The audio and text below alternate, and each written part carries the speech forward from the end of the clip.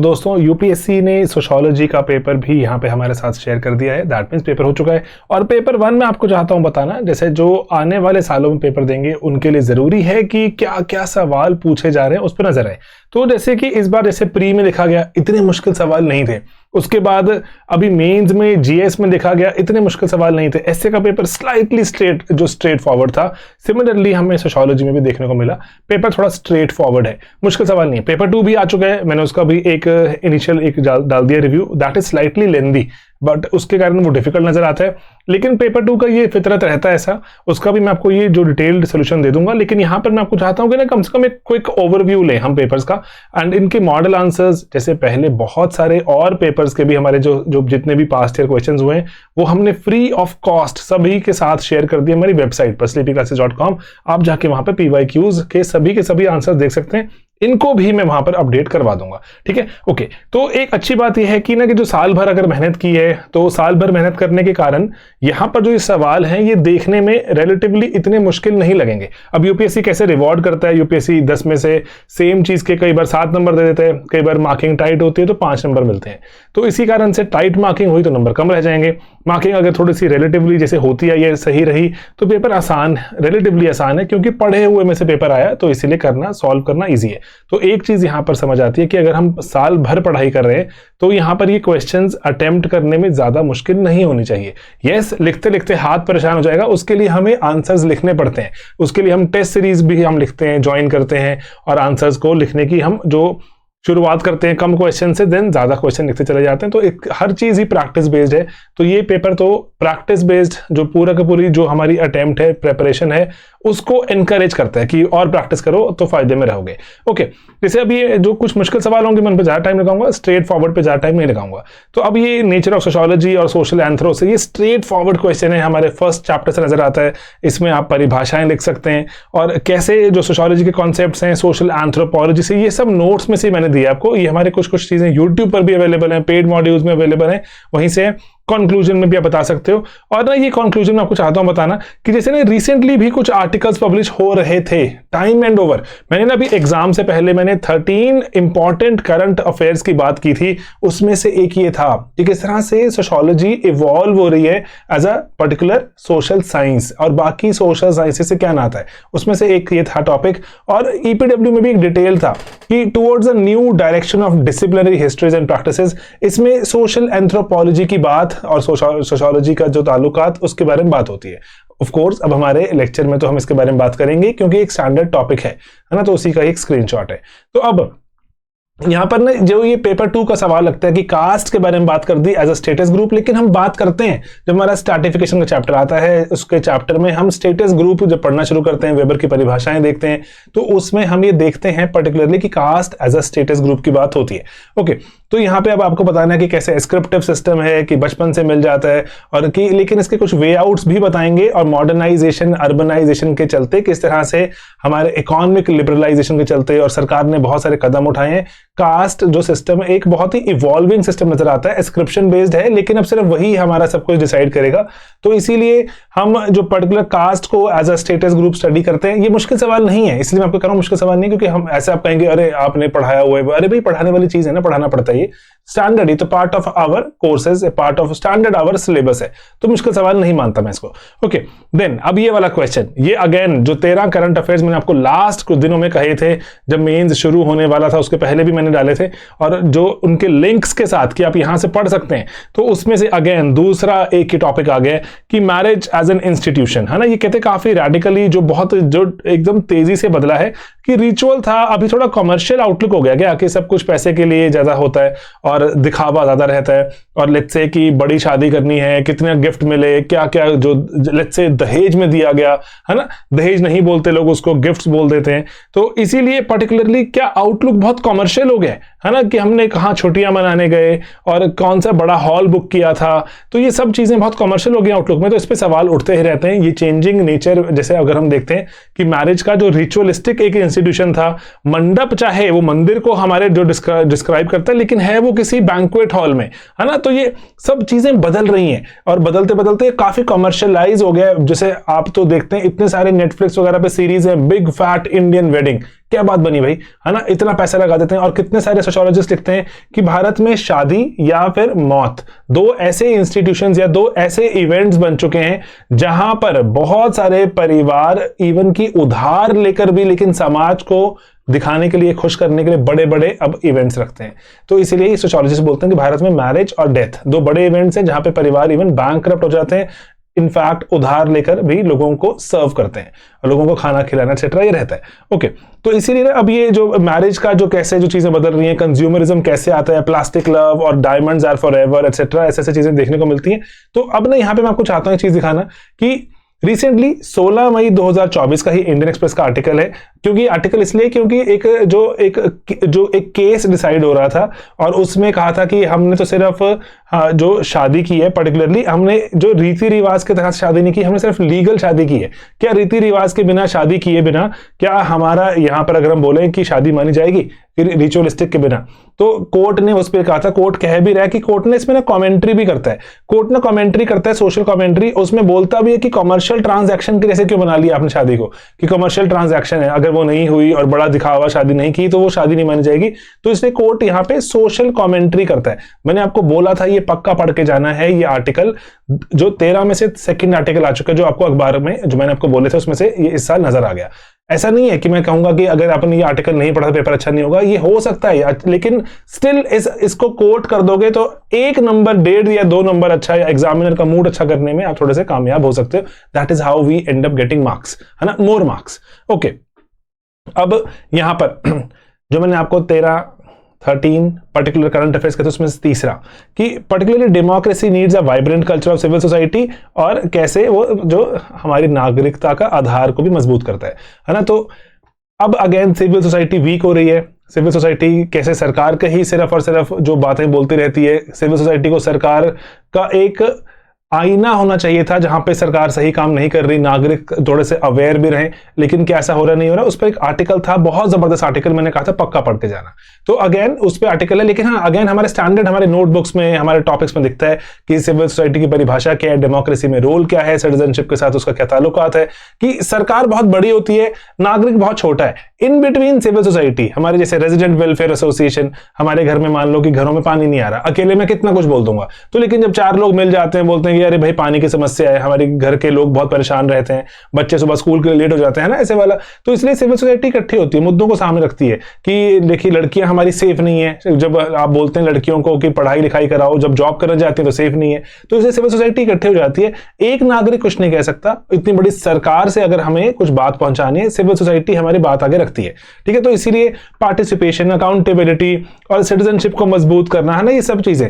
लेकिन अब elite capture और पर्टिकुलरली सिर्फ सरकार के ही सिर्फ लोग आकर उसको कैप्चर कर लें और वही नेता बन जाए वहां पर, तो ये जो कुछ कुछ यहाँ पे चिंताएं हो सकती हैं। तो इसीलिए मैंने आपको भी कहा था कि जो मेजॉरिटेरियनिज्म का जो यहाँ डर लगता है हमें, पर्टिकुलरली कि सिविल सोसाइटी में आ जाएगा। और पर्टिकुलरली एक जो आर्टिकल जो रिसेंटली मैंने आपको जो 13 आर्टिकल्स में से कहा था, उसमें से भी एक आर्टिकल जो सिटीजनशिप और सिविल सोसाइटी और सरकार को जोड़ने की बात करता था। बहुत ही ब्रिलियंट आर्टिकल्स। एंड अगेन जो जैसे ना ग्रामसी वगैरह एक्सेट्रा को कोट करके आएंगे तो आपको कि हेजेमनी सरकार की होती है, तो वो सिविल सोसाइटी पे भी नजर आएगी, अकॉर्डिंगली जो नागरिकों को भी वो प्रभावित करेगी। तो सरकार का आईना होने की बजाय वो सरकार की ही बातें आगे प्रोपेगेट करते रहेंगे सिविल सोसाइटी। तो इसलिए इसके बारे में बात अगर करोगे तो एक बेटर एनालिसिस लिख के आओगे। ओके, देन टैलकट पार्सन्स के बारे में बात करते हैं। स्टैंडर्ड हमारे जो कन्वेंशनल सवालों में से एक होता है कि पूछते रहते हैं कि फैमिली के बेसिक फंक्शन बता दो। जो पार्सन्स बताते हैं 2 फंक्शंस हैं कि बच्चों को जो सोशलाइज करना और बड़ों को स्टेबलाइज करना, है ना। बच्चों को जो प्राइमरी सोशलाइजेशन और अडल्ट की स्टेबलाइजेशन, ये प्राइमरी रोल्स हैं, है ना, ये बात करते हैं। और उसके बाद आप सपोर्टिंग थिंकर्स, इसके क्रिटिसिज्म में भी लिख सकते हो। क्रिटिसिज्म लिख दोगे ना तो आंसर थोड़ा कंप्लीट नजर आता है कि नहीं सर सिर्फ ये रोल थोड़ी ना है, कि ये रोल अगर सही से हो रहा होता तो क्यों क्राइम हो रहा है एक्सेट्रा, है ना। और जो मॉडर्न न्यूक्लियर, जो आप तो बहुत जो पार्सन्स बात करते हैं तो हेविली न्यूक्लियराइज्ड फैमिली की बात करते हैं, लेकिन क्या ऐसे समाज में अभी भी इतनी न्यूक्लियराइज्ड फैमिलीज हैं, है ना। तो उसके बारे में बात करते हैं कि ऑल्टरनेटिव भी तो आ गए, तो आप पार्सन्स के सिवा लेट्स से मर्टन का पर्सपेक्टिव डाल सकते हैं ना। तो इसलिए आपका आंसर थोड़ा सा कंप्लीट दिखना शुरू हो जाता है। आपके पास बहुत सारी ऑप्शंस हैं टू कोट, और तो कि वो 150 शब्दों में आप अच्छा से यूज करें अपने जो आइडियाज को। एंड जो पढ़ाई की हुई है, आइडियाज बहुत सारे होते हैं, उसको बस प्रायोरिटाइज करके ठीक से प्रेजेंट करना होता है, and accordingly we end up getting slightly better marks. Okay, तो इसीलिए जो functional aspects of family Talcott Parsons बताते हैं 2 बेसिक फंक्शन है लेक्चर्स में से जो आपको दिखाने के, क्योंकि बताना होता है ना कि अरे भाई पढ़ाया है उसमें से आया है, मुश्किल सवाल है ही नहीं। जब मैं आपको बोल रहा हूँ मुश्किल सवाल है ही नहीं, आसान सवाल है, लेकिन अगेन आसान सवाल भी पढ़ाया हुआ है, छोड़ा नहीं सामने। Okay, then sociology product of enlightenment renaissance, ये मुश्किल स्टेटमेंट नहीं है, ठीक है।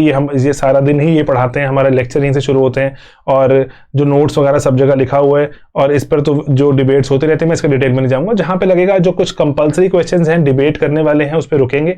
And then objectivity over hyped है, ये अगेन स्टैंडर्ड है कि ऑब्जेक्टिविटी के फायदे नुकसान है ना। और अगेन इस पर जो 13 आर्टिकल्स कहे थे उसमें से एक आर्टिकल था कि मॉडर्न सेंस में जो हमारी बात करते हैं कि किस तरह से ऑब्जेक्टिविटी होनी चाहिए, कि क्या ऑब्जेक्टिविटी के चलते हम बहुत सारे मुद्दों को ओवरलुक करते जा रहे हैं कि ऑब्जेक्टिविटी रखनी है, ऑब्जेक्टिविटी रखनी है, तो इसके बारे में बात करूंगा तो कहीं ऐसा ना लगे मैं सब्जेक्टिव हो गया, है ना। तो इसीलिए ये लेटेस्ट करंट अफेयर्स में भी ये मुद्दा था और इसमें ना अगेन मैं आपको चाहता हूं बताना, ऑब्जेक्टिविटी पे हाईली डिस्कस टॉपिक है हमारे लेक्चर्स में। इसको मैंने तो बहुत डिस्प्रोपोर्शनेट अमाउंट ऑफ टाइम दिया, थॉमस नेगल का पर्सपेक्टिव बताना और जो डाइवर्स तरह से चीजों को समझना, और ताकि ऑब्जेक्टिविटी की परिभाषाएं जो देखो डाइवर्स तरह से। तो इसीलिए मतलब मेरे को ऐसा लगता है कि आप पढ़ाई करके जाओगे तो ये सवाल तो कैप्चर होने चाहिए। मुश्किल सवाल लग सकते हैं अगर पढ़ाई करके नहीं गए, लेकिन ये मुश्किल नहीं है। Then social mobility close and open, इतनी बार पढ़ा दिया, यूट्यूब पर लेक्चर्स हैं, ये PYQs में भी सवाल 2 बार आ चुका है, तो इसके ज्यादा तो क्या बोलेंगे ना कि क्लोज एंड ओपन सिस्टम की क्लासिफिकेशन को, कि क्या क्लोज सिस्टम क्लोज होता है, पहले तो बताना क्लोज होता क्या है, क्या लेकिन वो सच में क्लोज है, उसमें मोबिलिटी सच में नहीं होती। देन ओपन होता क्या है, क्या वो सच में ओपन है, काउंटर एग्जांपल्स बता दिए, और ओवरऑल आपने बताना है मॉडर्न सेंस में कैसे इस सिस्टम्स को देखा जाता है। सॉरी, तो है ना, open close system, types of mobility, इसमें इतने दिमाग लगाने की मतलब पर्टिकुलर अभी इस वीडियो में जरूरत नहीं है, लेकिन हाँ ऑफ कोर्स जब आप पढ़ाई करोगे तब तो बहुत दिमाग लगाना पड़ेगा ना। ओके, देन अब यहां पर जो अब ये क्वेश्चन थोड़ा सा टेढ़ा है ना, ये है कि increasing trend of digital ethnography and use of visual culture. अब ना हम अपने चैप्टर नंबर 3 जब रिसर्च मेथड्स भी पढ़ते हैं तो उसमें मैंने आपको ना एक इनिशियली वो हरलंबस में बात आती है, तो मैंने वहां पे अपने लेक्चर्स में डाली हुई है कि एक सिंपल सी बात बोलते हैं कि ना अगर मैं अखबार उठाकर देखूं उसको 4 तरह से वो बोलता है मैं एनालाइज कर सकता हूं। पहला, मान लो मैं विमेन सेफ्टी के बारे में चाहता हूं बात करना, कि उस अखबार में विमेन सेफ्टी से जुड़ी कितनी न्यूज है। अगर मैं बोलूं कि कहने को मान लो कि 100 अखबार में खबरें थी, 100 न्यूज थी, उसमें से सिर्फ 5 न्यूज हैं जो विमेन सेफ्टी की हैं, लेकिन क्या वो 5 क्या पता बड़े बड़े आर्टिकल्स हों, है ना। तो क्या पता है अखबार में टोटल 10,000 शब्द छपे थे, उसमें से 3,000 शब्द विमेन सेफ्टी पे थे। तो वो बोलता है कि कितनी नंबर ऑफ न्यूज छपी हैं, कितने वर्ड काउंट है, उसका इंटेंट क्या है, कि उसको जस्टिफाई कर रहा है कि विमेन सेफ्टी क्या करनी है छोड़ो, या नहीं हमें विमेन सेफ्टी चाहिए, इंटेंट क्या है, कंटेंट क्या है ना। तो ये कुछ पैरामीटर्स पे आप कह रहे हो कि आप आसपास जो डेटा आ रहा है और जो अब ये सेम चीज आप जो टीवी में दिख रही है, सोशल मीडिया में दिख रही है, और इन सब चीजों पे जो आप इनको एज एन एथनोग्राफी देख सकते हो क्या, कि अगर मैं बोलूं मान लो कि टीवी वगैरह में दिखाया जाता है कि विमेन के खिलाफ कोई सेफ्टी वगैरह की कोई रिक्वायरमेंट नहीं है और विमेन तो जी बस मेन की अपेंडेजेस हैं और वो तो घर का काम करेंगी और लेट्स से गहने वगैरह पहन के घूमेंगी, ब्यूटी का कॉन्सेप्शन ज्यादा दिया जाता है, ऐसे वाला है कॉन्सेप्शन। या फिर नो विमेन दिखाई जाती है कि काम भी करने जाती हैं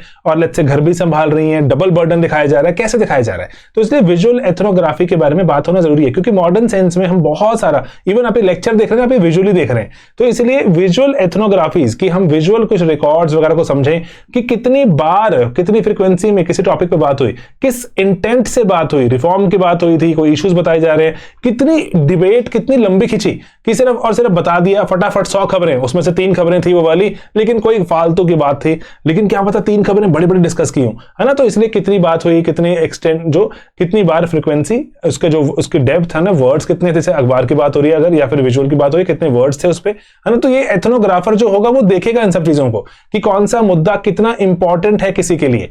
तो इसीलिए एथनोग्राफी, डिजिटल एथनोग्राफी का आप यहां पे बताएंगे, लेकिन ड्रॉबैक से बता सकते हैं, क्योंकि particularly most of the times जो विजुअल मीडिया में सिर्फ वही ज्यादा दिखाया जाता है जो बिकता है ना, जो सेल होता है, जो कि अदरवाइज जिसपे लोग बोर ना हो, जिसपे एडवर्टाइजमेंट मिले, जो कि इकोनॉमिक कंसर्न्स है, कि मैं अगर विमेन सेफ्टी या कि हमें किसानों का भला करना चाहिए ये दिखाऊंगा तो कौन चैनल देख रहा है मेरा। स्लीपी क्लासेस पर्टिकुलरली अगर आप देखते हैं हमारा चैनल, तो इसमें तो हम क्योंकि बहुत सीरियस बात करते हैं तो इसलिए बहुत गिने चुने बच्चे जुड़ते हैं। अगर हम तड़क भड़क के टाइप बातें करेंगे मसालेदार तो बहुत लोग जुड़ सकते हैं, है ना, पॉसिबिलिटी तो है ही है। तो इसीलिए ये एक चॉइस तो मेक करते ही है ना ये वाले जो जितने भी डिजिटल जो कंटेंट क्रिएटर्स है, कि हम ऐसी बातें ही करें जो कि पर्टिकुलरली मसालेदार हो या फिर जो कंट्रोवर्सी क्रिएट करती हो। तो इसलिए डिजिटल एथनोग्राफीज के ड्रॉबैक्स भी तो है। तो इसीलिए पर्टिकुलरली आप यहां पर जो इस क्वेश्चन को थोड़ा सा करंट के साथ जोड़ के, ये आपका पर्टिकुलर आपके सोशल मीडिया वाली एरा है ना, तो आपको उसके हिसाब से आंसर बनाना चाहिए था, मुझे ऐसा लगता है। ओके, देन पीईएससी का आपने बताना है कि मेन आइडिया क्या है और कि मार्क्सिज्म को किस तरह से वो क्रिटिक भी करता है, और पर्टिकुलरली पीईएससी का आइडिया बहुत वाइडली डिस्कस्ड है। और अब यहां पर ना जो अब प्रोटेस्टेंटिज्म और कैपिटलिज्म की बात है, तो किस तरह से रिलीजन ने सपोर्ट किया कैपिटलिज्म को। मार्क्सिज्म कह रहा है कि नहीं नहीं, रिलीजन तो बहुत ही एंटीथेटिकल है और रिलीजन तो जाएगा ही जाएगा, और कैपिटलिज्म ने रिलीजन का सहारा लिया कि ना अगर मेरे को गरीबों को प्रताड़ित करना था या गरीब परेशान होके आते थे जो रिलीजियस लीडर्स के पास, तो बोलता था कोई बात नहीं कि आप सब ठीक हो जाएगा, आपके पुराने कर्म भी हो सकते हैं ना, बहुत कुछ, ताकि उनको मलहम लगे, है ना, मलहम के जैसे, ताकि दोबारा से वर्कर काम करने पहुंच जाए, और इसको बोलते हैं वो ओपियम ऑफ मासेस। तो लेकिन at the same time weber बोलते नहीं सर ऐसा नहीं है, रिलीजन ने बहुत जो सपोर्ट दिया, ऐसा माहौल बनाया बहुत जगहों पर, एक स्पिरिट प्रोवाइड करी, सब्सटेंस प्रोवाइड करना, दो चीजें ध्यान रखना, spirit and substance. Spirit provide करने के लिए रिलीजन का बहुत रोल है कि किस तरह की स्पिरिट है कि चीजों को सेव करना चाहते हैं वो, जैसे पर्टिकुलर जूस कम्युनिटी की बात करता है, प्रोटेस्टेंट्स की बात करता है, हिंदूज की बात करता है ना, तो वो कह रहा है कि किस तरह की स्पिरिट है वेरियस रिलीजन्स की, तो इसके बारे में बात करना जरूरी है, स्पिरिट्स के बारे में, सब्सटेंस के बारे में, कैसे मार्क्स के जो थोड़ा सा आइडिया डिफरेंट है वेबर का, और कैसे वो बोलते हैं कि रीजनल वेरिएशंस भी हैं, और वो जैसे मार्क्स बोलते हैं ना सब जगह पे ही वर्कर प्रताड़ित, कहते नहीं, वेबर बोलता सब जगह पे नहीं है सर, ऐसे क्यों बोल रहे हो, है ना। तो सब जगह पर डिफरेंट आइडियाज हैं, कहीं पर जैसे वो वेबर लिखता भी है, हिंदू समाज में, हिंदू जो जहां पे इंडिया की बात करता है वहां पर आइडियाज हैं वो बहुत ही कौन से कर्म और धर्म वाले हैं, तो साइक्लिकल सिस्टम है, तो अकॉर्डिंगली उनके स्पिरिचुअल सिस्टम बहुत अलग है एज कंपेयर टू प्रोटेस्टेंट्स। तो वो लिखते हैं, कंपैरेटिव एनालिसिस करता है, उसके बारे में हमने बात भी की हुई है। तो इसीलिए क्रिटिसिज्म में भी आप बात कर सकते हैं कि सर ये भी लेकिन कंप्लीट आइडिया थोड़ी ना, किस तरह से जो ये आइडिया भी हमें लगता है कि जो वेबर ने आइडिया दिया ये भी बहुत ही एक वन साइडेड पोर्ट्रेयल ही है ऑफ वेरियस थिंग्स। तो इसके बारे में बात करके आप यहां पर अपने जो ओवरऑल आंसर को, मुझे लगता है कि ना कंटेंट बहुत ज्यादा होता है, यहाँ पे कंटेंट की टेंशन नहीं होती, कंटेंट को कैसे लिमिटेड अमाउंट में प्रेजेंट करना है वो हमारी टेंशन है, ठीक है। वो लिख कर इंप्रूव होता है, लेकिन मैं आपको चाहता हूं बताना, एग्जाम में जाकर भी आप इतना लिख कर जाते हो, एग्जाम में जाकर स्टिल एक नया दिन है, एक नया प्रोसेस है, अकॉर्डिंगली ही दिमाग लगाना पड़ता है, अकॉर्डिंगली ही आपको ना जो स्टेट ऑफ माइंड अगर उस दिन बढ़िया रहा तो पेपर अच्छा जाता है, ठीक है। तो इसलिए घबरा गए तो पेपर खराब हो जाता है, नहीं घबराए तो पेपर यूजुअली बाकियों से बेटर जाता है। Okay, then features of alienation आपने बताना है, क्रिटिकली एक्सप्लेन, है ना, आपने पहले बताना है, फिर उसको क्रिटिसिज्म भी ऑफर करना है, किस तरह से मार्क्स ने बोला कि एलियनेशन को बताना मेरा मकसद नहीं है, उसको इंप्रूव करना, डी एलियनेशन ही बताना मेरा मकसद था, ठीक है। तो इसीलिए ये मुश्किल सवाल नहीं है, और ऐसे वाले इसलिए बहुत ज्यादा दिमाग लगाना इन पर नहीं चाहिए। देन मिक्स्ड मेथड्स की बात है कि किस तरह से हम मल्टीपल मेथड्स यूज करके अपने आइडियाज को और अपने वेरियस रिसर्च ऑब्जेक्टिव्स को अचीव करने की कोशिश करते हैं। ये अब चैप्टर 3 का एक मिक्सचर जैसा आंसर बनकर आएगा, है ना। तो मिक्स मेथड जैसे क्या क्या होंगे कि जैसे हमें डाइवर्स तरह की, अब ना वो कहते हैं कि ना अगर किसी पर्टिकुलर तरह के जो रिसर्च ऑब्जेक्टिव के लिए हमें डाइवर्स डेटा लेने पड़ रहे हैं। अब ना डरखाइम की बात भी कर सकते हो कि डरखाइम ने क्वालिटेटिव पर्सनल नैरेटिव भी लिए कि लोगों के क्वालिटेटिव, बहुत ज्यादा वो क्वांटिटेटिव डेटा प्रेजेंट करना चाहते हैं कि इतने मेल्स में सुसाइड का रेट क्या है, प्रोटेस्टेंट्स में क्या है, और अनमैरिड में कितना है ना। तो male versus female, married versus unmarried, और प्रोटेस्टेंट वर्सेस कैथोलिक, बहुत तरह से वो देखते हैं, लेकिन वो लोगों का एक कैरेक्टर स्केच भी प्रेजेंट करते हैं कि लोग हैं कैसे और समाज है कैसा, किस चीज को ज्यादा वैल्यू करता है। तो वो क्वालिटेटिव, ये मल्टीपल मिक्स्ड मेथड है ये वाला, कि आप लोगों के बारे में उनके अकाउंट्स भी बता रहे हो, मतलब लंबी लंबी कहानियां भी बता रहे हो, at the same time data भी इकट्ठा कर रहे हो। तो वगैरह दोनों को ही यूज करके हम बेटर पिक्चर निकाल सकते हैं। और ना इसमें आप ट्रायंगुलेशन एक्सेट्रा का यूज कर सकते हो, जो चीजों का ट्रायंगुलेशन मतलब कि एक तरह से मैं अचीव करना चाहता हूं अपना ऑब्जेक्टिव की, लेट्स से क्वालिटेटिव तरीके से, उससे ये आउटकम आ रहा है, क्वांटिटेटिव से ये आउटकम आ रहा है, दोनों से क्या सिमिलर आउटकम आ रहा है, ये सर आ रहा है, दैट मींस मेरी रिसर्च शायद सही रही होगी, है ना। तो हमें डाइवर्स चीजें पता लगती हैं, लोगों के हमें इमोशंस के बारे में पता लगता है, और हमारी जो राइट अंडरस्टैंडिंग है ऑफ द सब्जेक्ट वो निकल कर आती है। तो इसलिए चैप्टर 3 में आपके पास एक बहुत बड़ा प्लेग्राउंड है यहाँ पे मिक्स मेथड्स में, डाइवर्स तरह के मेथड्स पढ़ते हो आप, कुछ क्वांटी कुछ क्वाली उनका मिक्सचर निकाल के, कुछ एग्जांपल्स प्रेजेंट करके, वेबर का, मार्क्स का, डरखाइम का, आप पार्सन्स का।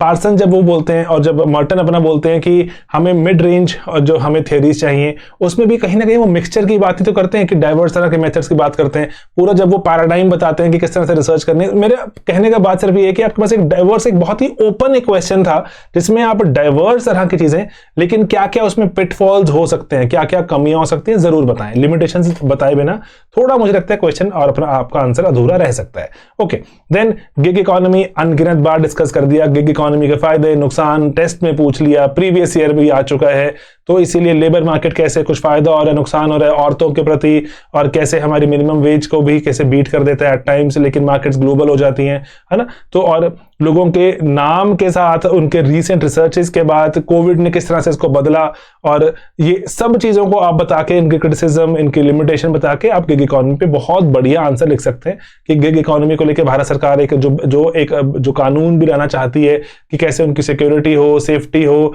और इवन इकोनॉमिक सिक्योरिटी हो, उसके बारे में बात करते हुए। और बाकी करंट अफेयर्स में तो ये सवाल अनगिनत बार ये टॉपिक देखने को मिलता है, तो इसके लिए सिर्फ इसको बोलना भी at times I feel like it's so common कि इसमें कुछ अलग है ही नहीं। और गिग इकोनॉमी पे आर्टिकल्स हैं, देखो इवन की 2024 में भी फिर से दिखा हुआ है कि गिग इकोनॉमी को ओवरव्यू एटसेट्रा, क्योंकि हमने अपने उसमें चैप्टर 6 में बार बार कवर करते हैं। ओके, अब टेक्नोलॉजिकल एडवांसमेंट का कि किस तरह से फर्क पड़ रहा है वर्क और एम्प्लॉयमेंट पे। अब ना ये जो पर्टिकुलर कुछ ऐसी चीजें हैं, साइंस का, टेक का, ये यूपीएससी सवाल पूछता है। कोविड में जब आया था कि क्या इंसान ज्यादा नेचर से छेड़छाड़ कर रहा है तो इंसान परेशान हो रहा है ना, ऐसे सवाल यूपीएससी पूछता है। तो ये सवाल ना, इसीलिए मुझे लगता है ये सवाल ऐसे हैं जहां पे ना ओपन प्लेग्राउंड्स हैं, आप इन पे ना डाइवर्स तरह के पॉइंट्स को इकट्ठा कीजिए और इनकी लिखने की प्रैक्टिस की होती है जब, तो आप इसको लिखने की प्रैक्टिस के वक्त आप थोड़ा सा एक्सपेरिमेंट किया जो करना चाहिए इंसान को कि मैं ये वाला अगर कोट करता हूं, थोड़ा सा इसको मैं ऐसे फॉर्मेट में लिख देता हूं, या फिर मैं ऐसे लिखूं कि इसमें थोड़ा नैरेटिव सा बिल्ड हो, तो कैसे नंबर मिलते हैं ना, और टीचर कैसे प्रेजेंट करता है, कुछ अगर बीच में एक डायग्राम लगा दिया। तो इसीलिए मुझे ऐसा लगता है कि ना ऐसे क्वेश्चन जो होते हैं ये ओपन एंडेड होते हैं, इसमें ना डाइवर्स तरह की नॉलेज, ये मुश्किल सवाल नहीं होते लेकिन डाइवर्स तरह की नॉलेज को प्रेजेंट करने का मौका होता है। कि जैसे ना अब Protestant ethics and spirit of capitalism है, उसमें हमें बताना पड़ेगा एलियनेशन का कॉन्सेप्ट मार्क्स का जो उन्होंने कहा है वो बताना पड़ेगा, लेकिन ये ओपन एंडेड है कि किस तरह से टेक्नोलॉजी एडवांसमेंट जो ऑल्टर करती है प्रोसेसेस को, ऑटोमेशन वगैरह को, एडवांसमेंट को, अभी एआई एटसेट्रा वगैरह की बात भी आप यहाँ पे कर सकते हो, और किस तरह से वेरियस कितने लोग इंपैक्ट होंगे, क्रिएटिव डिस्ट्रक्शन की बात कर सकते हो, है ना। तो इसलिए मुझे ऐसा लगता है पर्टिकुलर ये ओपन एंडेड क्वेश्चंस होते हैं। एफिशिएंसी बढ़ेगी, लेकिन क्या efficiency at the cost of what, new jobs create होती हैं कि नहीं होती है। तो यहां पर पॉइंट इज कि टेक्नोलॉजी क्या डी एलियनेट कर सकती है, एग्जिस्टिंग पॉइंट्स वगैरह सब लगा के आप अपने आप को आंसर को थोड़ा डाइवर्स सिखा सकते हो अगेन। लेकिन मैं आपको चाहूंगा बताना करंट अफेयर्स वगैरह में चीजें कवर रहती हैं, बार बार करंट अफेयर्स में कवर होती रहती हैं, तो इसलिए आपके पास पॉइंट्स होते हैं। ओके, अगेन हमारा फेवरेट आ गया चैप्टर जो क्वेश्चन नंबर 5, ये कंपल्सरी क्वेश्चन होते हैं। अब सोशल फैक्ट मुश्किल सवाल बिल्कुल भी नहीं है, सोशल फैक्ट बताना आपने ECGI होता है, externality, constraint, generality and independence. ECGI बता दिया। और सुसाइड किस तरह से है, सुसाइड इतना ज्यादा न्यूज में है क्योंकि कभी कोटा के कारण न्यूज में है ना, कभी किसी स्टूडेंट ने इन IIT और even in IIM recent times में सुसाइड कर लिया, इवन की एक नीट के रैंक 1 ने सुसाइड कर लिया। ये बार बार आ रहा है suicide as a social fact, हमें इसलिए टॉपिक प्रिपेयर करना पड़ेगा। फार्मर सुसाइड पहले हम पढ़ा करते थे, लेकिन अभी ये बहुत फैल गया है। स्टूडेंट सुसाइड एक बहुत बड़ा एक हमारे सोसाइटी के सामने इशू है, तो इसीलिए वही मैंने आपको बताया ECGI है ना, ऐसे बहुत सारे जो हम निमोनिक्स बनाते रहते हैं पढ़ते पढ़ते, आप भी बहुत सारे शेयर करते रहते हो, है ना। तो एक्सटर्नैलिटी, कॉन्स्ट्रेंट, जनरलिटी, इंडिपेंडेंस, तो एंड किस तरह से इसको सोशल फैक्ट को जो सोसाइटी को समझते हैं वो। और अगेन लेकिन मेरा बस यहाँ पे आपको बताने का पॉइंट ये है कि हम इसमें जरूर डालें जो हमारे करंट अफेयर्स के बारे में बात होती है उसके बारे में डालना जरूरी है। तो इसीलिए सिर्फ और सिर्फ मैं वो कहूंगा कि कोटा सुसाइड वाला नहीं, और IIT वाला, इवन की लेटेस्ट बिल्कुल अभी IIMs वाला है ना, जो अभी तो कुछ हफ्ता भर पहले की बात है, नीट वाले स्टूडेंट का रैंक 1 का जो सुसाइड में मेजर एक न्यूज है और समाज के जो पूरे स्ट्रक्चर को झकझोर कर रख देती हैं, इसीलिए बहुत इंपॉर्टेंट है। ओके, देन GH मीट का आइडिया डेवलपमेंट ऑफ सेल्फ, किस तरह से सेल्फ डेवलप होता है, जनरलाइज्ड एंड जो हमारे जो इस कॉन्सेप्ट को वो एक्सप्लोर करता है कि जनरलाइज्ड अदर्स किस तरह से इंपैक्ट करते हैं, कि कैसे कैसे जब उम्र बढ़ती है, प्ले स्टेज, गेम स्टेज से आगे बढ़ते हैं, तो अकॉर्डिंगली कैसे हमारा जो जो जनरलाइज अदर्स का इंपैक्ट बढ़ता है। कौन कौन जनरलाइज अदर्स हो सकते हैं, टीचर्स एटसेट्रा वगैरह कैसे हो सकते हैं, कैसे इंपैक्ट करते हैं, उसके बारे में आप बता सकते हैं। ये मुश्किल सवाल नहीं है। तो अच्छा लगता है कि जब कंपलसरी क्वेश्चंस में मुश्किल सवाल ना दिखें, क्योंकि सबने करने हो, तो इसलिए आपको जितना बढ़िया प्रेजेंट करोगे, जितना पढ़ लिख के गए हो, तो उतने अच्छे आंसर आपके निकल कर आते हैं, है ना। तो अब अगेन इसलिए जैसे सवाल जैसे चलो टेस्ट सीरीज में था वो दिखा दिया। ओके, तो ऐसे कुछ तो चीजें हमने पढ़ानी है आपको, और क्लासों में नोट्स बता देने, लेक्चर्स बता देने, कुछ टेस्ट ले लेंगे टेस्ट में, और कुछ लेट्स से करंट अफेयर्स बता देंगे। तो इसलिए सोचो बहुत भयंकर बड़ा ऑप्शनल नहीं है, लेकिन समेटना, उसको रटना और उसको जो एग्जाम में प्रेजेंट करना, देन कुछ क्रिएटिव सवाल आएंगे, क्रिएटिवली प्रेजेंट करना, डरना नहीं, घबराना नहीं, करके अगर आप जाते हो, सोचो टचवुड रिवॉर्ड करता है। तो बस मेरा यही आपको बताना है कि ऐसे कोई मुश्किल चीजें नहीं होती। मुश्किल आ भी जाएंगे सवाल, सबके लिए मुश्किल है ना, तो ऐसा नहीं है ना कि सिर्फ मेरे लिए मुश्किल, आपके लिए मुश्किल नहीं है। तो इसीलिए ओके, वर्क ऑर्गेनाइजेशन, तो 3 तरह की सोसाइटी है, बार बार वही पूछते रहते हैं ये, है ना, कि primitive society, feudal society, capitalist society. कभी सिर्फ प्रिमिटिव का पूछ लेते हैं, कभी सिर्फ फ्यूडल का, कभी फ्यूडल एंड कैपिटलिस्ट का। तो ये हमने मैंडेटरी समझा हुआ है कि ये रट के जाना होता है, ठीक है। और इसमें से कोई भी वो एक पूछ लेगा, कभी 2 कंपेयर करा लेगा, कभी तीनों में डिफरेंस पूछ लेगा थोड़ा थोड़ा। तो सिर्फ यहाँ पे वो होता है 10 नंबर में वो आपसे बहुत सारी इंफॉर्मेशन एक्सट्रैक्ट करवाता है। तो हमने इसको रटने के तरीके भी बनाए हुए हैं। मेड्रास पी करके याद है, मोबिलिटी और एक्टिविटी, DOL, है ना। चलो मेड्रास पी करके एक कीवर्ड बनाया था हमने, और उसके बारे में आप उसके बारे में देख सकते हो, एंड आपको आंसर मिलने शुरू हो जाते हैं। Okay, and difference between power and authorities पे तो मैंने शॉर्ट भी बनाया हुआ है कि पावर क्या रहती है, जब लेजिटिमेट हो जाती है तो अथॉरिटी बन जाती है, और कैसे वेरियस टाइप्स ऑफ अथॉरिटीज के बारे में, है ना। ये मुश्किल सवाल नहीं है, ये कन्वेंशनल हमारे जो सवाल हैं, और इसके वेरियस और लोगों के पर्सपेक्टिव, फूको, एरेंट वगैरह क्या बोलते हैं इसमें, आप देख सकते हो। और कैसे जो ये आइडिया, वेबर का आइडिया पे इम्प्रोवाइजेशन ऑफर करेगा पार्सन्स, ये भी अगर चाहो तो लगे तो कुछ नए तरह का लिखना है तो वो भी आप बता सकते हो। ओके, देन आखिरी सवाल था कि ये एक सवाल जो बहुत ही अच्छा लगा मुझे, क्योंकि ये बहुत ज्यादा न्यूज में भी है। जैसे ना जो एक वो था कि बच्चे दिल्ली में पढ़ने गए थे, वहां पर पानी भर गया बेसमेंट में, है ना। तो एक वहां से मुझे लगता है कि वो वाला एक हादसा भी एक बड़ा एक इवेंट हो सकता है, जिसके तहत आने वाले सालों में भी हमें और सवाल दिखें। जैसे ना बोलते कि ना, role of science and tech in social change. ठीक है सर, ये तो बताने पड़ेगा, साइंस एंड टेक कैसे सोशल चेंज लेकर आती है ना, कन्वेंशनल सा आइडिया जिसको हम पढ़ते हैं, सिलेबस का पार्ट है। Then opinion on their increasing trend in online education and teaching. Ed tech, education में टेक का यूज, एड टेक, बायजूस के बारे में, जो बायजूस का सडनली कोलैप्स, एंड ऑफलाइन में जाकर अलग तरह की प्रॉब्लम्स। तो मैं आपको सिर्फ ये बता रहा हूं कि ऑफलाइन से बहुत से बच्चे ऑनलाइन मूव किए उसके कारण, है ना, कि सेफ नहीं है या बहुत महंगा हो गया है जो राजेंद्र नगर वगैरह में रहना एटसेट्रा। तो ये हुआ, तो इसलिए ये न्यूज चलनी शुरू हुई थी बहुत ज्यादा, इसने स्पीड पकड़ ली थी कि ऑनलाइन एजुकेशन के फायदे नुकसान क्या, हर बच्चा ऑनलाइन पढ़ सकता है क्या, ऑनलाइन में उस तरह का कनेक्टिविटी है क्या, ऑनलाइन में उस तरह का जो बच्चे के डाउट्स वगैरह क्लियर हो रहे हैं, है ना। तो मतलब मल्टीपल तरह के यहाँ डाउट्स है कि क्या ऑनलाइन कोई भी टीचर जाके ऑनलाइन अपना सेंटर खोल सकता है, कि या सिर्फ ये बड़े बड़े एक अमीर जो कि बहुत हेवीली फंडेड जो जगह, जो कोचिंग सेंटर्स हैं या कंपनीज हैं या एजुकेशनल इंस्टीट्यूशंस हैं, सिर्फ वही कर सकते हैं एडटेक को यूज, है ना। तो ये कैपिटलिज्म का एक जो रूप है जो कि बहुत सारे लोगों को रोक देगा एजुकेशन इम्पार्ट करने से। तो ये इस पर डिबेट चल रही थी कंटिन्यूसली। अब वी तो जो डायरेक्टली इम्पैक्टेड, तो this is one of those things which we discuss almost daily basis पर। तो साइंस एंड टेक का रोल बताया आपने, है ना, जितने तरह से बता सकते हो, अनगिनत चीजें हमारे पास बताने के लिए, पॉजिटिव इंपैक्ट, नेगेटिव इंपैक्ट। लेकिन यहां पर ना अब आपने जो प्लेटफॉर्म कैपिटलिज्म क्या होता है एंड एडटेक, ये एक हमारे पास करंट अफेयर्स में न्यूज थी, पढ़नी चाहिए हमें, है ना। एंड देन उसके बाद कि डिजिटल डिवाइड है एजुकेशन में, रिमोट एजुकेशन बहुत सारे बच्चे नहीं ले पाते। तो इस तरह से साइंस एंड टेक एडवांस तो हो रही है, लेकिन साइंस एंड टेक क्या जो फिर से एक नया फॉर्म ऑफ इनइक्वालिटी लेकर आ रही है कि कौन एक्सेस कर पाएगा कौन नहीं, कितना डेमोक्रेटाइज हो पाता है, और क्या डेमोक्रेटाइजेशन एट व्हाट कॉस्ट हो रही है ना। तो ये चीजें इंपॉर्टेंट हैं, इसके बारे में बात करोगे। अगर मुझे लगता है कि अगर इस पे आप ठीक ठाक से 4-5 पॉइंट दिखाओगे, नंबर मिल जाते हैं, है ना, क्योंकि ओपन एंडेड क्वेश्चंस है। इसमें आपको कोई ऐसे डायरेक्ट कोई चीज नहीं होती कि सिर्फ यही बताओगे नंबर मिलेंगे, क्योंकि ये एक आपका पर्सपेक्टिव जानने का तरीका है सोशलॉजिकल तरीके से, तो इसमें घबराना नहीं होता। Then social media in contemporary times बहुत सारी मूवमेंट चलाता है, उसके चैलेंजेस बताने हैं आपने, और मी टू मूवमेंट एटसेट्रा वगैरह कितना कुछ शुरू हुआ, रीच बढ़ती है, मोबिलाइजेशन आसान होती है, और लोगों को बताना कि पर्टिकुलर इश्यूज के बारे में, जिसको अगर समाज में लेकर आओगे तो ऐसे थोड़ी पिटाई भी हो सकती है, लेकिन आप ऑनलाइन कुछ मुहिम शुरू करते हो, और ट्रांसनेशनल भी हो सकती है, सिर्फ ऐसा नहीं है कि सिर्फ एक ही जगह सीमित रहेगी, वो सब जगह फैल जाती है। और जो इसको डॉक्यूमेंट कर पाना, इतिहास में क्या हुआ था जान पाना, क्राउड फंडिंग एक्सेट्रा, बहुत सारी चीजें होती हैं। इनके कुछ इश्यूज भी होते हैं कि बहुत ये क्विक जस्टिस की तरफ चली जाती हैं और कैंसिल कल्चर को बढ़ावा, है ना, और सिर्फ जो इससे जुड़ रहे लोग सिर्फ उसी को ही केटर करती है। जो थोड़ा क्रिटिसाइज करे उसको बैन कर देते हो, या तो आप ऑनलाइन या फिर आप उसको जो ना ब्लॉक कर देते हो। तो इसीलिए एको चैम्बर्स का डेवलपमेंट हो जाती है। तो डिजिटल डिवाइड तो है ही है ना, ये तो बार बार पॉइंट आएगा। जो कि इसको एक्सेस नहीं कर सकता, जिसको नहीं पता ये क्या है चीजें, वो तो कभी अपने मुद्दे उठा ही नहीं पाएगा, कभी तक उस तक रीच हो ही नहीं पाएगी आपकी। तो इसीलिए फायदे नुकसान दोनों ही हैं।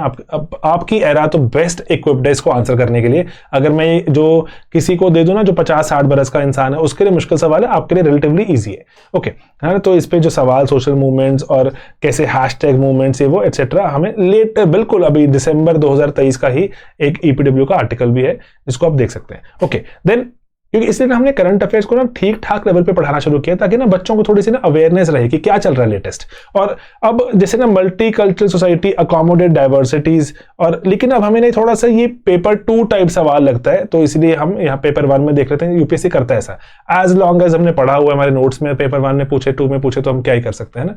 तो इसलिए चैलेंजेस बताने, और मल्टी कल्चरलिज्म, प्लूरलिज्म, है ना, और डाइवर्सिटी, और कैसे इसके जो आपको एग्जाम्पल्स दिखते हैं और क्या इसके चैलेंजेस दिखते हैं, ये अभी पिछले कुछ 10, 12, 15 सालों से तो ये बहुत ही इंपॉर्टेंट अहम मुद्दा बन गया अक्रॉस द वर्ल्ड इलेक्शंस में कि डाइवर्सिटी कितना हमने सहनी है, कितना नहीं सहनी।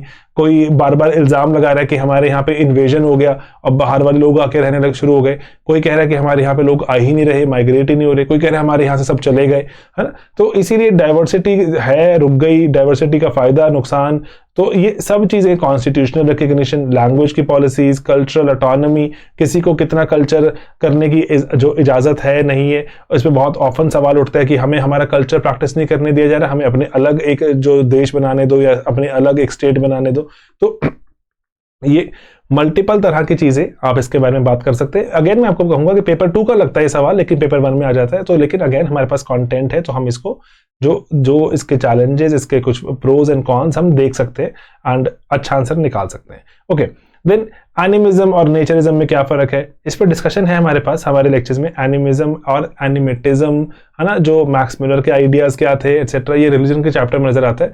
और इसीलिए अगेन एक वो क्वेश्चन है, अगर पेपर में हो तो इसको अवॉइड किया जा सकता है एज सच, है ना। ये क्वेश्चन नंबर 6 को ऑल टुगेदर कि पर्टिकुलरली इसमें हमारे पास डायरेक्ट बहुत सारा सामान नहीं है, थिंकर्स टू कोड नहीं है, और वो ऐसे वाला टॉपिक है जिसको हम पढ़ के जाते हैं। तो मतलब मेरे को ऐसा पर्टिकुलर लगता है, इसमें कंटेंट तो पढ़ा हुआ बहुत सारा, लेकिन वो इतना जैसे आपको ना, क्योंकि सिंस ये थोड़ा थेरेटिकल सा है और थोड़ा सा दिखता है पास्ट का टाइप, तो इसीलिए जो ऐसे टाइप की चीजें हैं जो मुझे लगता है करंट अफेयर से थोड़ा दूर हो जाती हैं, तो आपके पास एग्जाम्पल्स रेलिवेंट कोट करने कम हो जाते हैं। तो अकॉर्डिंगली जो आंसर में ना वो एक जो होता है ना जज्बा नहीं आ पाता। तो अगेन हाँ, it's entirely up to you कि इवन कि जैसे हम मार्क्सिज्म, वेबरिज्म, वेबेरियन जितनी थियोरीज हैं, चाहे पार्सन्स, हम सब ना करंट में लगा पाते हैं, लेकिन ये दीज आर स्लाइटली मेरे मानने में थोड़ा सा वो वाला पार्ट ऑफ सोशियोलॉजी है जो कि थोड़ा सा स्टैटिक है ना, और बार बार एक ही जैसी चीजें दिखती हैं इसमें। और एनिमिज्म का मतलब, एनिमा का मतलब स्पिरिट, जो कि स्पिरिट से जुड़ती हुई चीजें दिखे हमें कि चीजों में जान होती है। जैसे पहाड़ों में, अरे पहाड़ काट रहे हो, पहाड़ बेचारा रो रहा होगा, है ना, अरे भाई पहाड़ क्यों रोएगा,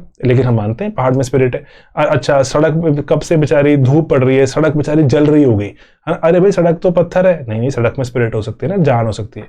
तो इसलिए एनिमिज्म, नेचरिज्म की नेचर भी पर्टिकुलरली आपके साथ जो एक लिविंग बीइंग की जैसे जीती है, नेचर के साथ छेड़छाड़ करोगे तो नेचर बुरा भी मान सकती है। नेचर के बहुत खिलाफ क्यों जाना, और नेचर जिस तरह से रहना चाहती है, रखना चाहती है, वैसे रहना चाहिए, है ना। तो इसीलिए एनिमिज्म, नेचरिज्म, ये सब आइडियाज हैं अपने आसपास आप देखते हो। और जैसे इसलिए म्यूलर एटसेट्रा वगैरह की थियोरीज वगैरह बहुत ही ज्यादा है कि जैसे हमारे ना जो ये कल्चर है पर्टिकुलरली जो इंडियन सब कॉन्टिनेंट का, जहां पर हम बहुत सारा इवन के देखते हैं, जैसे कि बारिश होती है बहुत, तो हमारे यहाँ जंगल हैं, खलियान हैं बहुत सारे, तो उसके कारण ना यहाँ पे हमारे बहुत सारे नेचर के जो प्रोडक्ट्स हैं बहुत आसपास हैं, right from what we eat and to let's say how we live with a lot of flora and fauna. हमारे जो अंडरस्टैंडिंग है ना वो बहुत डिफरेंट है ऑफ लिविंग, है ना। तो लेट्स से अगर हम डेजर्ट में रहते होते, डेजर्ट में इतनी डाइवर्सिटी नहीं है, तो और या फिर हम कोई बहुत ही एकदम बर्फीली जगहों पर रहते हैं जहाँ पे बहुत लाइफ की पॉसिबिलिटी कम होती है।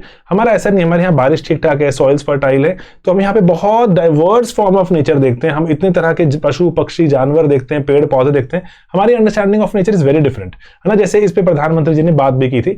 तो लेकिन अगेन पेपर में ना कोट करना, इसलिए आपको बोल रहा हूँ पेपर में कोट करना, उसके हिसाब से थिंकर्स निकालना, उसके हिसाब से कुछ क्रिटिकल पॉइंट्स निकालना मुश्किल हो जाता है। इसलिए मैं ऐसे सवालों को मैं चाहता हूँ कि यूजुअली अगर देखो कंपलसरी में आगे करना पड़ेगा, लेकिन ये तो ऑप्शनल वाला क्वेश्चन था ना, छोड़ना चाहे तो छोड़ सकते हैं। Okay, then again modernisation secularisation इकट्ठे आते हैं, नो इकट्ठे चलते हैं, ऐतिहासिक तरीके से देखा गया, लेकिन जरूरी नहीं है कि हर जगह चले, है ना। तो इसके कुछ सपोर्ट में, इसके कुछ अगेंस्ट, कि किस तरह से सेकुलराइजेशन का प्रोसेस शुरू हुआ था, ब्रायन विल्सन के बारे में बात कर सकते हो ना। ये अगेन वो क्वेश्चन है जो कि ये इसमें रिलेटिवली मॉडर्न कॉन्सेप्ट, आज का कॉन्सेप्ट, कंटेम्प्रेरी कॉन्सेप्ट डल सकता है कि रिलीजन खुद सेकुलराइज होता जाता है, रिलीजन खुद बहुत सारी ऐसी चीजें ले आता है जो कि सेकुलर होती हैं। जैसे रिलीजन अस्पताल बना देगा जो कि मॉडर्न मेडिसिन पे चलेगा, रिलीजन स्कूल चला देगा जो कि मॉडर्न साइंस पढ़ाएगा, है ना। तो इसीलिए रिलीजन, और ऐसा नहीं है कि हम कहें कि सेकुलराइजेशन कोई एकदम दुश्मन है आपस के, नो पैरेलल को हैपनिंग एक इवेंट्स भी हो सकते हैं, हैंड इन ग्लव भी यहाँ पे इकट्ठे चलते हुए दिख सकते हैं, ठीक है। तो इसीलिए अब लेकिन हम बोलते हैं कि नई नई फॉर्म में रिलीजन वापस आता है इन अननोन फॉर्म्स, है ना। तो हमें पता ही नहीं है कि, और जैसे अगर हम जो कुछ थ्योरीज हैं, स्टार्क एंड बेनब्रिज की थ्योरी भी अगर आप चाहें तो लगाना चाहें यहाँ पे क्रिएटिवली लगा सकते हैं कि किस तरह से मार्केट फोर्सेस रहती हैं, मार्केट फोर्सेस जिस तरह से कॉम्पनसेटर्स की डिमांड आएगी, अभी पढ़ेंगे सब कॉन्सेप्ट, तो कॉम्पनसेटर्स की डिमांड आती है, तो किस तरह से रिलीजन इवॉल्व करता है खुद को, सेक्ट्स एंड कल्ट्स की भी यहाँ पे जन्म हो सकता है, जो एज सच लगेगा कि ना कि हमारा जो एस्टैब्लिश्ड कन्वेंशनल रिलीजन है वो नहीं है, जो चर्च की, या फिर जिसको हम बोलते हैं चर्च मतलब रिलीजियस इंस्टीट्यूशन, मंदिर मस्जिद गुरुद्वारा एटसेट्रा में लोग नहीं जा रहे, लेकिन नए नए तरह के भगवान निकलते जा रहे हैं, नए नए तरह के गुरु निकलते जा रहे हैं, लोग वहां पे अटेंडेंस बिल्कुल भर भर के चला रहे हैं। तो क्या हम कह सकते हैं कि अब सेकुलराइजेशन हो रही है? तो इसलिए सेकुलराइजेशन का पूरा भी हमने एक वो दिया हुआ है कि कैसे सेकुलराइजेशन किस किस पैमाने पर देखी जा सकती है। तो वो मॉडर्नाइजेशन के कुछ पैमाने देखे, सेकुलराइजेशन कुछ पैमाने देखे, ये हैंड इन हैंड चलते दिखते हैं, लेकिन नई नई फॉर्म में भी रिलीजन रीडिस्कवर होता है। तो हम अकॉर्डिंगली ये डाउट हमेशा मन में रह जाता है कि क्या सेकुलराइजेशन रियली हो रही है, मेजर करना एक टास्क हो जाता है, एक मुश्किल हो जाती है ना। तो इसलिए सेक्ट कल्ट एटसेट्रा के बारे कि ना रिलीजन प्राइवेट भी तो होता जा रहा है और नई नई फॉर्म में डिस्कवर हो रहा है, तो ये वाली बात है। ओके, देन जो सेक्ट्स एंड कल्ट्स के बारे में कि इसका फिनोमेना, तो सिमिलर क्वेश्चन एक नई तरह से रूप में दिखता है। क्यों आते हैं कि मॉडर्न सोसाइटी बहुत रैपिडली इवॉल्व होती है, चेंज होती है, चेंज बहुत अनसर्टन होता है, और वाई मी फिनोमेना, और कि रिलीजन भी एक प्राइवेट अफेयर बन गया, कि हमारे कुछ स्पेसिफिक इश्यूज होते हैं जो कि diverse religion as such, religion तो एक जेनेरिक एक हमें आंसर देगा, मुझे स्पेसिफिक क्वेश्चन का आंसर चाहिए, तो इससे सेक्ट्स एंड कल्ट्स की डेवलपमेंट होती जाती है। और कई बार ऐसी बहुत सारी चीजें हैं रिलीजन में जो मुझे पसंद नहीं होती और मेरे जैसे बहुत सारे लोगों को पसंद नहीं होती, फिर वो अलग सेक्ट बना देते हैं। और लेकिन कई बार लगता है कि रिलीजन जो कह रहा है वो ठीक है, लेकिन मेरी कुछ पर्सनल स्पेसिफिक पर्सनल क्वेरीज हैं मेरी लाइफ को लेकर, और let's say I have earned enough money लेकिन I do not have enough satisfaction, तो उसके लिए कल्ट की फॉर्मेशन हो जाती है ना, जहाँ पे स्पेसिफिक जो मेरी रिक्वायरमेंट्स के हिसाब से मुझे जो सर्व किया जाएगा, स्पिरिचुअल कोई हेल्प दी जाएगी। तो इसीलिए रिलीजन बहुत 10 तरह के हमारे आसपास को एग्जिस्ट करते हैं। मॉडर्नाइजेशन में प्रीवियस क्वेश्चन की बात करें, ये भी तो एक आइडिया है ही है कि आप शहरों में जाकर रहना शुरू करते हो, शहरों में 10 तरह के लोग 10 तरह के अलग रिलीजन फॉलो कर रहे हैं, अलग आइडियाज फॉलो कर रहे हैं। तो पर्टिकुलरली आपको लगता है हाँ कि मेरा आइडिया भी एक वन ऑफ द आइडियाज ही है, अब मैं किसी पे थोप तो सकता नहीं है, तो मैं थोड़ा सा उनके अपना लेता हूँ, थोड़ा उनके अपना लेता हूँ, मैं एक नए तरह की एक जो आइडेंटिटी फॉर्मुलेट हो जाती है। एंड इसीलिए कल्ट्स की डेवलपमेंट भी होती है कि ऐसे कल्ट निकल के आएंगे जो सभी धर्मों के लोगों को आकर्षित कर रहे होंगे कि अच्छा बताओ भाई कौन कौन माँ बाप अपने बच्चों से परेशान है, वो सब हाथ खड़े, सर हम भी, अच्छा आ जाओ आप, कहेंगे सर लेकिन मैं तो हिंदू हूँ, कह रहा मैं सिख हूँ, कह रहा मैं मुसलमान हूँ, क्या पड़ता है फर्क, बच्चों से परेशान हो, आ जाओ मैं आपकी हेल्प करता हूँ। तो इसीलिए गेटिंग इट कि मॉडर्न वर्ल्ड की प्रॉब्लम्स अलग हैं, सेक्ट्स एंड कल्ट्स अलग तरह से जो प्रॉब्लम को सॉल्व करने की कोशिश करते हैं, सेक्ट एग्जिस्टिंग रिलीजन से परेशान होते हैं, कल्ट मॉडर्न लाइफ के चेंज को जो आपको कैटर करना चाहते हैं। तो इसीलिए search for meaning, liquid modernity, कि मॉडर्निटी की परिभाषा ही बदलती जाती है, मॉडर्निटी खुद एक स्टेबल डेफिनेशन लेके नहीं चलती और नई नई जो खुद अपने आप को पैमानों पर देखती है। तो इसीलिए यहाँ पर तो आप देखते हो सेक्ट एंड कल्ट पे तो पूरा एक भयंकर एक लेक्चर है, और ये लेक्चर ना मुझे वन ऑफ दोस्त लगता है कि ना जो मॉडर्न सोसाइटी में बिल्कुल रेलिवेंट एक लेक्चर होना चाहिए, जो कि आइडियली स्कूलों कॉलेजों में सबको पढ़ाना चाहिए। ओके, मतलब नॉट मेरा लेक्चर, जनरली ये कॉन्सेप्ट्स। ओके, तो अब यहाँ पर dimension of power construction maintenance of social hierarchies, again मतलब वही है कि कैसे पावर स्ट्रक्चर बनते हैं, पावर स्ट्रक्चर को बनाने का तरीका, कि कैसे सिंपल पहले स्ट्रैटिफिकेशन डेवलप होती है, उसमें पावर का कॉन्सेप्ट आ जाता है। ओके, यहाँ पे थोड़े से स्पेलिंग मिस्टेक्स हैं। तो और 4 तरह के कैपिटल होते हैं हमारे पास, बोर्डू बताते हैं हमें, तो है ना, कि सोशल कैपिटल और लेट्स से इकोनॉमिक कैपिटल की चलो बात स्टैंडर्ड कमीशन मार्क्स भी इतना कुछ लिख गए। तो इसीलिए जो ये चीज़ों के साथ किस तरह से पर्टिकुलर आप किसी चीज़ को पहले एक डिफरेंशिएट करते हैं कि आप में मेरे में ये फ़र्क है, उसमें डिफरेंशिएशन में किस तरह से एक प्रिविलेज ऐड होता है, किसी के साथ पनिशमेंट ऐड हो जाती है कि ओके अगर मेरा मान लो रंग गोरा है तो मेरे साथ कुछ फायदे, आपका रंग काला तो कुछ नुकसान, है ना। तो इस तरह से फिर वो चीज़ समाज उसको बार बार रीइंफोर्स करता रहता है, वो स्ट्रैटिफिकेशन का एक स्ट्रक्चर बन जाता है जिसमें किसी के पास पावर बढ़ जाती है, किसी की पावर कॉम्प्रोमाइज हो जाती है।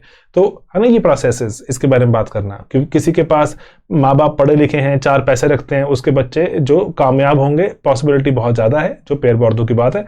किसी के माँ बाप जो सफिशिएंट एजुकेशन नहीं दे पा रहे, पता भी नहीं बच्चा अगर पढ़ के आया कोचिंग सेंटर से, मैं उससे क्या पूछूं कि पढ़ा कि नहीं पढ़ा, क्या पढ़ के आया, है ना। तो मेरे पास वो कैपिटल ही एग्जिस्ट नहीं करता जिससे मैं उससे बच्चे के से कुछ सवाल पूछ पाऊं।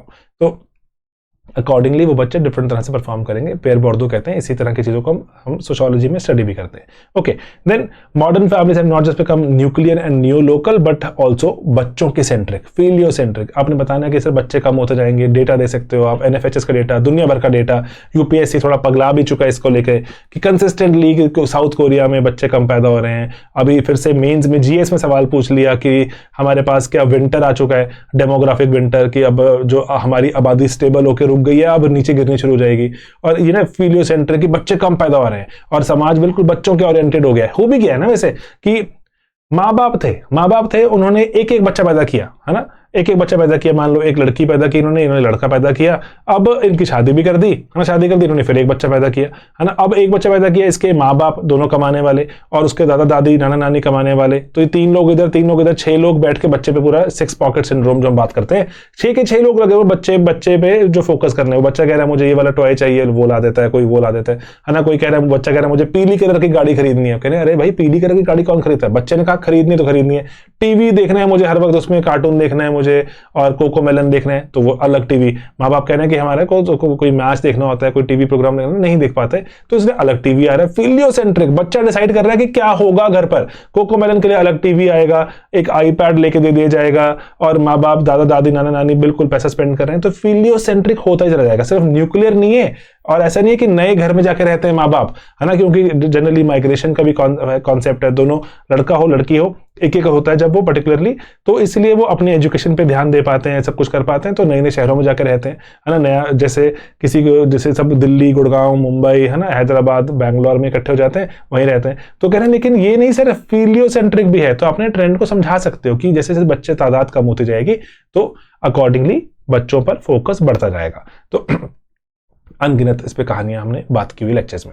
ओके, देन जो थियरीज ऑफ सोशल चेंज, ये भी बहुत तरह की सोशल चेंज की थियरीज, पूरा का पूरा एक लेक्चर है इस पर, और उसकी लिमिटेशन जो यूनिलीनियर थियरी की एक ही दिशा में चलता है पूरा का पूरा प्रोसेस। अदरवाइज साइक्लिकल थियरी भी तो ना कि नई नई घूमता रहता है, कि पहले कोई सोसाइटी उठेगी, फिर ग्रोथ के बाद डिके बिल्कुल कोलैप्स, डेथ, फिर से दोबारा शुरू हो गई। यूनिलीनियल भी है, साइक्लिकल भी है ना। तो और देन एक कन्वर्जेंस थियरी भी है। 10 तरह की थियरीज हमने पढ़ी हैं, 11 तरह की इनफैक्ट, है ना। तो इनके बारे में आप जान सकते हो। तो ये मुश्किल चीजें नहीं होती, लीनियर होती हैं, न्यू एवोल्यूशनरी। इनमें कुछ मार्क्स का भी तो है, मार्क्स भी तो इसी दिशा में चलता है कि पहले प्रिमिटिव तरह का हमारे पास कम्युनिज्म था, देन करते करते फिर फ्यूडलिज्म, कैपिटलिज्म, फिर कम्युनिज्म, सोशलिज्म आएगा, कम्युनिज्म आ जाएगा, कम्युनिज्म में हम फिर से फ्री हो जाएंगे, है ना। तो इसीलिए बोलते हैं कि प्रिमिटिव कम्युनिज्म से कम्युनिज्म तक लीनियर थ्योरी। इनके कुछ आप ड्रॉबैक बता सकते हो, क्रिटिसिज्म बता सकते हो, जो आपको सही लगे। Straight line, universal, consistent in direction etcetera, क्या कुछ बात होती है। Okay, then Wallerstein, the most discussed of the world system theory वाला, कि किस तरह से जो कोर पेरिफेरी सेमी पेरिफेरी रहती है और की डेवलपमेंट। कुछ ऐसी कंट्रीज हैं, चाहे मान लो अंग्रेज हम पे अभी राज नहीं करते, लेकिन हम पे अभी भी राज करते हैं। वो ऐसे आइडियाज, ऐसी टेक्नोलॉजी, ऐसी लैंग्वेज, ऐसा लिटरेचर, ऐसे मूवीज, ऐसे शोज बनाते हैं कि हम आज भी उसी को ही ऑसम मानते हैं।